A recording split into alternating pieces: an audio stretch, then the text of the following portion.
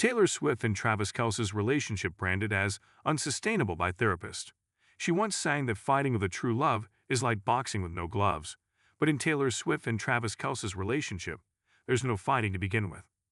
The couple, who famously got engaged after 2 years of dating in August, shocked fans when it was revealed earlier this week that they have never squabbled.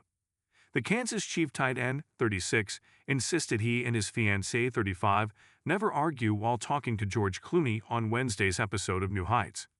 In response to Clooney, 64, saying he hasn't fought with wife Amal during their 10-year relationship, Kelce replied that he and Swift are the same. "It's only been 2.5 years, and you're right.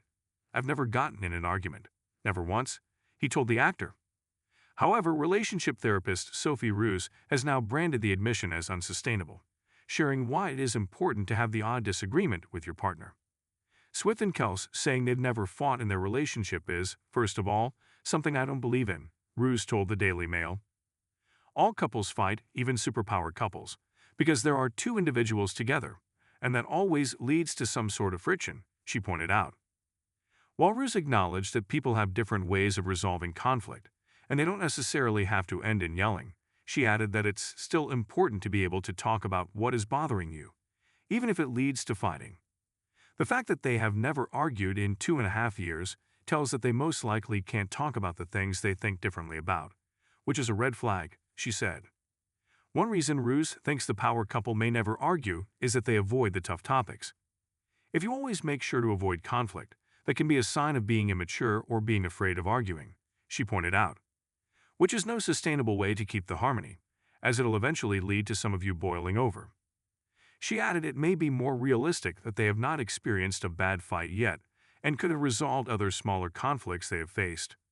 If they don't fight, it could just be as some couples deal with conflicts in other ways than by arguing and fighting, she suggested.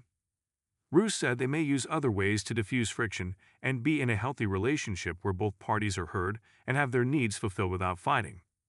Couples can also reach a phase where they do not fight much, but that's when you have developed good communication around conflicts, she pointed out, adding it's often not done without getting into heated arguments. Marriage and family therapist Becky Whetstone reflected on the fact that the couple's relationship doesn't have the same conflicts that many arguments stem from in a normal partnership.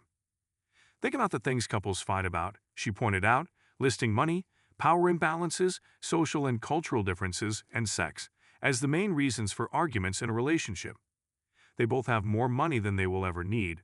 They're both extremely powerful and relatively equal in fame and influence in their respective fields, she listed.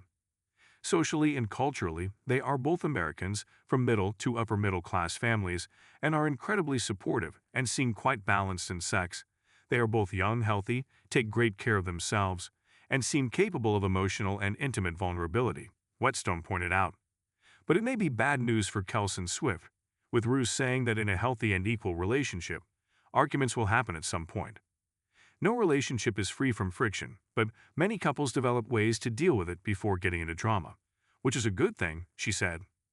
That said, some couples are more passionate in their feelings and do argue more intensely, and that's also okay, as long as you do it in a respectful way.